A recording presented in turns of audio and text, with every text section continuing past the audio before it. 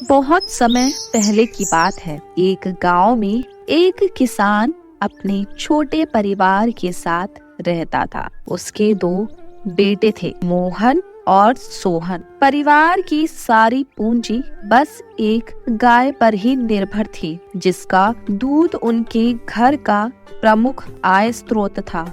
वे गाय के दूध से ही अपने परिवार का खर्च चलाते थे, क्योंकि उनके पास कोई खेती बाड़ी का साधन नहीं था। मोहन एक संयमित और परिश्रमी बच्चा था, जबकि सोहन बहुत ही जिज्ञासु और आवारा नजर आता था।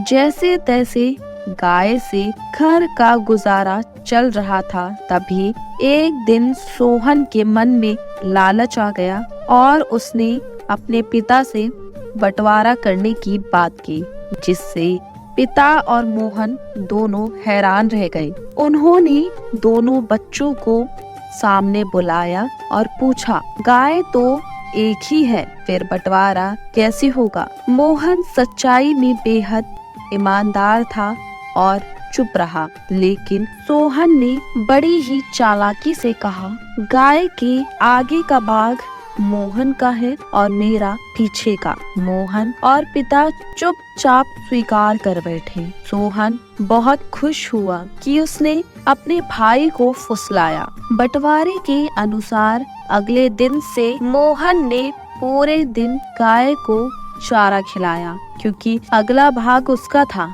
और सोहन पिछले भाग का मालिक होने की वजह से उस गाय का दूध निकालता और बाजार में बेच आता।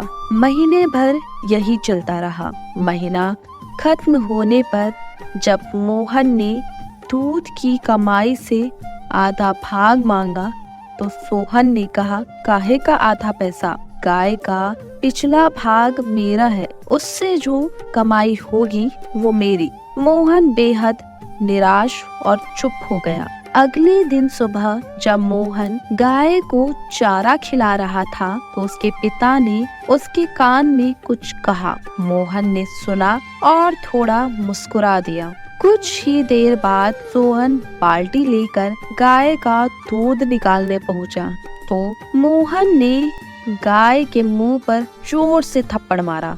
गाय ने जोरदार ताना मारा और सोहन को लात मारी और सारा दूध बिखर गया। इस झपट में मोहन को भी चोट लगी। सोहन चिल्लाया, अबे मोहन, क्या पागल हो गया है? तब मोहन ने जवाब दिया, अरे सोहन, गाय का अगला भाग मेरा है भाई, मैं चाहे जो भी करूं। यह सुनकर सोहन को बहुत गुस्सा आया और वह गुस्से से आग बबूला हो गया। उसके बाद सोहन परेशान होकर सो गया। सोकर उठने के बाद सोहन ने अभूत तरकीब लगाई, पर कोई भी काम न आई। उसको अपनी गलती का एहसास हुआ। उसके पिता और भाई से माफी मांगी उसने। इस घटना ने उसकी समझ में सच्चाई का दरवाजा खोला और उन्होंने साथ मिलकर जीवन के सभी पहलुओं को सही दिशा में बदला। इस कहानी से हमें यह सीख मिलती है कि बुद्धिमानी, चालाकी और धोखाधड़ी से किसी को भी धोखा देने की कोशिश करना उचित नहीं होता। धोखेबाजी से भरपूर हरकत का परिणाम हमेशा अस्थायी और दुखदाई होता है। अगर आपको हमारी कहानी अच्छी लगी तो इसे लाइक करें, शेयर करें, साथ ही चैनल को सब्सक्राइब करना ना भूलें।